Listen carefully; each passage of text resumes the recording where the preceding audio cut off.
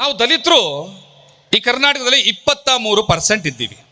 ಸಿದ್ದರಾಮಯ್ಯನವರು ಈ ಸಾರಿ ಬಡ್ಜೆಟ್ ಅನ್ನು ಮಾಡಿದಾಗ ನಮ್ಮ ದಲಿತ ಸಮುದಾಯಕ್ಕೆ 34,000 ಕೋಟಿ ರೂಪಾಯಿಗಳನ್ನ ಅನುದಾನವಾಗಿ ಕೊಟ್ಟಿದ್ದಾರೆ. ಈ ರಾಜ್ಯದಲ್ಲಿ ಮುಸಲ್ಮಾನರು 17% ಇದ್ದಾರೆ. ಟೋಟಲ್ ಜನಸಂಖ್ಯೆ ಅಂತಂದ್ರೆ 90 ಲಕ್ಷದಿಂದ 1 ಕೋಟಿ ಅಂತ ತಿಳ್ಕೊಳ್ಳಿ. ಒಬ್ಬ ಪತ್ರಕರ್ತ ಬಡ್ಜೆಟ್ ಆದಮೇಲೆ ಸಿದ್ದರಾಮಯ್ಯನವ್ರನ್ನ ಕೇಳ್ತಾನೆ, ನೀವು ಮುಸಲ್ಮಾನರಿಗೆ ಕೋಟಿಗಳನ್ನ ಕೊಟ್ಬಿಟ್ಟಿದ್ದೀರಂತೆ, ಸಾವಿರಾರು ಕೋಟಿ ಕೊಟ್ಬಿಟ್ಟಿದ್ದೀರಂತೆ, ಬಿಜೆಪಿಯವರು ಆರೋಪ ಮಾಡ್ತಾ ಇದ್ದಾರೆ, ನಿಜಾನಾ ಅಂತ ಕೇಳ್ತಾರೆ. ಆಗ ಸಿದ್ದರಾಮಯ್ಯನವರು ಹೇಳ್ತಾರೆ, ನನ್ನ ಬಡ್ಜೆಟ್ಟಿನ ಗಾತ್ರ 3,17,000 ಕೋಟಿ, ನಾನು ಮುಸಲ್ಮಾನರ ಅಭಿವೃದ್ಧಿಗೆ ಕೊಟ್ಟಿರುವಂಥದ್ದು ಕೇವಲ 3,000 ಕೋಟಿ, 1% ಕೂಡ ಅಲ್ಲ, ಕೇವಲ 0.9% ಅಥವಾ ಅದಕ್ಕಿಂತ ಕೆಳಗಡೆ ಅಷ್ಟೇ ಕೊಟ್ಟಿರೋದು. ಬಿಜೆಪಿಯವರು ಸುಳ್ಳು ಹೇಳ್ತಾ ಇದ್ದಾರೆ, ಅವ್ರಿಗೆ ಅದೇ ಕೆಲಸ, ನಾನು ಮುಸಲ್ಮಾನರಿಗೆ ದುಡ್ಡು ಕೊಟ್ಟಿಲ್ಲ ಅಂತ ಹೇಳ್ತಾರೆ. ಆದರೆ ಈ ರಾಜ್ಯದ ಮುಸಲ್ಮಾನರು 1% ಹಣವನ್ನೂ ಕೊಡದೇ ಇರುವಂತಹ